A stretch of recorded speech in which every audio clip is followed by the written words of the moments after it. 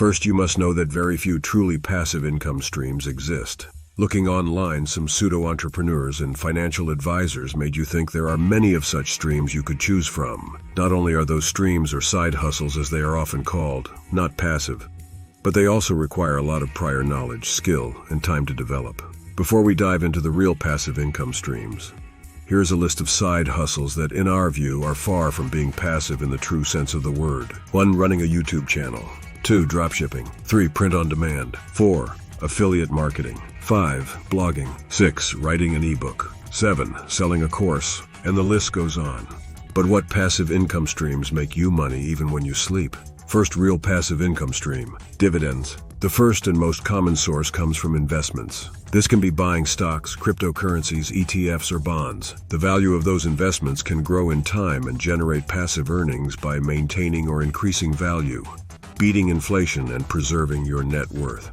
I will rule out right from the start the deposit funds offered by banks or even bonds issued by the state.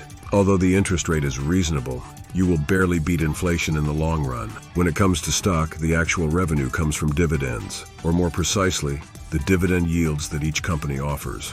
The dividends refer to the part of the company's profits that is redistributed to the shareholders proportionally to their share in the company. The dividend yield refers to the percentage or price per share those companies offer. It is important to remember that when you buy a share in a company, you become a shareholder and own a small percentage of that company. This depends on how much you invest, but if you are not Warren Buffett, then assume that your share will be very small. However, you will still benefit from the shareholder rights. Note, keep in mind that many companies don't pay dividends. Dividends will be proportional to your initial investment in the company. A good dividend yield is 2–4% of your investment, while a yield representing a payment of 5–10% is excellent. Here is an example of your dividends if you invested $1,000 last year in some of the most important companies in the world.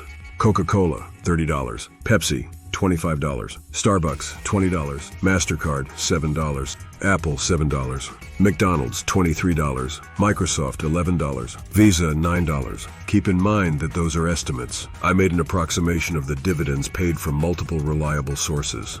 However, those numbers are public, and you can search online and see what is the dividend yield of any company that pays dividends. Judging by this list, to make a minimum wage from dividends if you invested, let's say, in Coca-Cola, assuming the minimum wage is $11.60, you will have to buy stock worth approx. $500,000. Pros: 1. It presents a low to medium risk. 2. You can liquidate your assets fast. Cons: 1. You would need to invest between $500,000 and $1 million to see an income that is worth your while.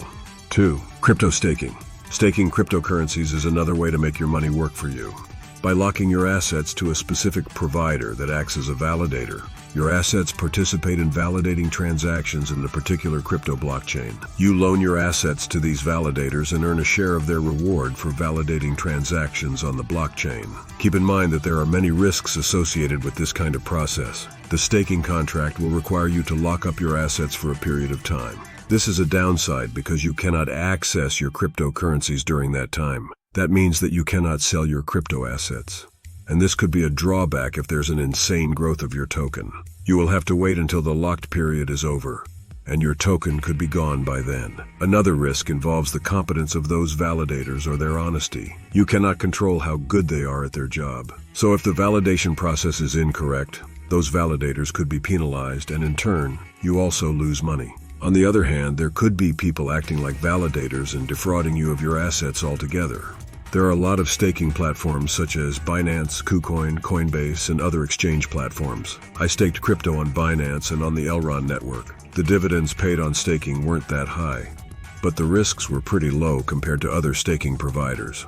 Pros: 1. If your strategy is to hold your assets on long term, you can grow your crypto portfolio without making new investments. Cons: 1. Your income comes in the form of cryptocurrencies and it will be highly dependent on the volatility of the market.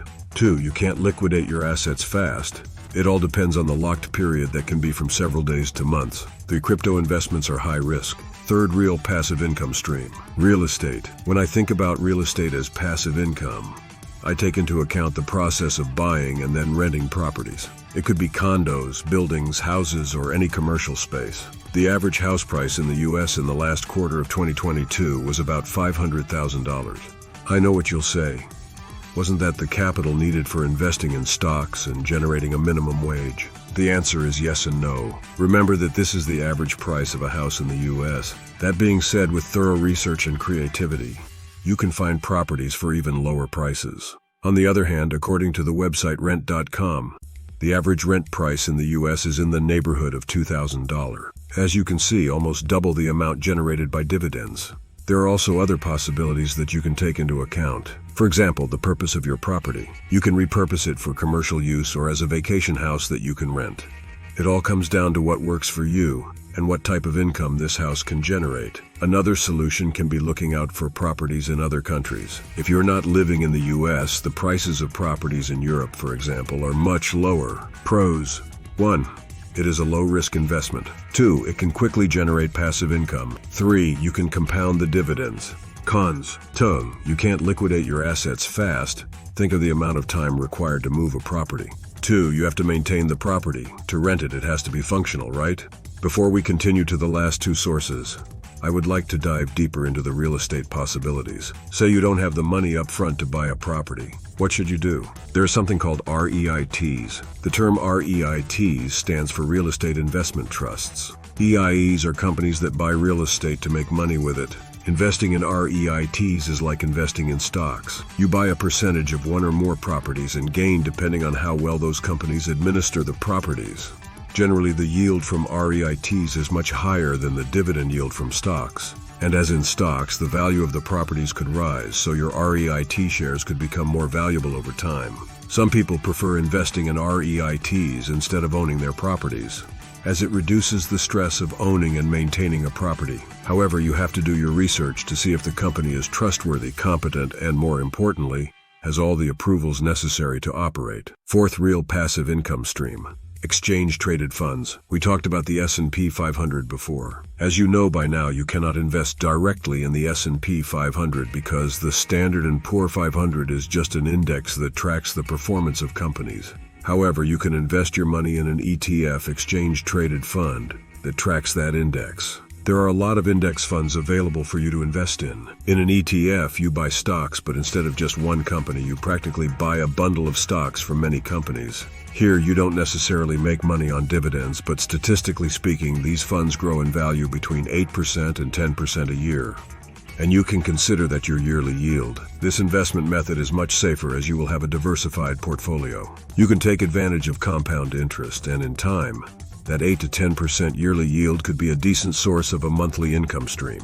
Note, the average yield percentage means your income won't be consistent. The funds will go up and down with the total market trend. If you need money when the market is down, you won't benefit from that 10% and could even lose money. The calculation is correct over extensive periods of time within which the market will go through growth and corrections. The best way to start investing in such funds is with Vanguard ETFs. Besides the total assets that amount to hundreds of millions of dollars, Vanguard also offers very low fees. Pros: 1. It is a low-risk investment. 2. You can liquidate your assets fast. 3. You can benefit from the compound effect. Cons: 1. Making a decent salary with ETF without huge capital to invest could take somewhere between 10 and 35 years. Fifth, real passive income stream. Royalties. We finally got to the sweet spot of passive income. Royalties are a sum paid to the owners of the rights to a patent, music, books, movies, etc. This kind can be tricky to master, as it works best if you already have a reputation in your field or are well trained in marketing. This type of income is more of a byproduct of your prior work or success in your career. I ruled out selling books on Amazon as a strategy solely because if you have to constantly work to sell your books or music, for example, then royalties are not a passive income stream. It's pretty active and involves plenty of work. I will use Jordan Peterson as an example of how royalties work as the type of earnings we are all interested about. In an interview, Jordan Peterson revealed that at that time he got $1.50 for each sale of his book. He sold 20,000 books per week. That amounts to a total profit of $120,000 per month. This type of earnings is passive because the book sells due of his work and public image, which he maintains through his conferences, podcasts, and public appearances. The same goes if you are a musician. You do interviews and play live shows. The royalties you gain from album sales and streaming are purely passive. They are a byproduct of your work. If you worked in IT and came out with a great software, companies would license your software, and you would gain royalties from those licenses. That is another example of how royalties work. Of course, making those products like books and albums or software is very far from passive, but it is part of your work anyway and a one-time job. Pros: 1. It can involve a lot of revenue. 2. It is the byproduct of your prior work and is purely passive. Cons: it is very hard to achieve such a level of paid royalties, especially nowadays where the competition is huge. 2. If you stop your activity in your field or fail to maintain your public image, the revenue stream could rapidly slow down. Conclusion: the best stream of passive income is undoubtedly royalties. But not everyone can write a book or make music, let alone market it and make a name for themselves. Real estate investment is the next best thing, judging by the upfront money needed, the low risk and the good yield. Considering the power of the compound effect, the third item on the list would be investing in ETFs, generating money as you sleep from crypto. Keep in mind that we are talking about staking and not profiting from trades and market volatility is not very worthwhile. It can be marked as high risk, whereas generating good dividend yields from investing in companies would require large amounts of capital to match the monthly income generated by real estate. Thanks for tuning in to Born to Budget. If you found today's insights helpful, remember to like, subscribe, and hit the notification bell for more practical financial guidance. Until next time, budget wisely.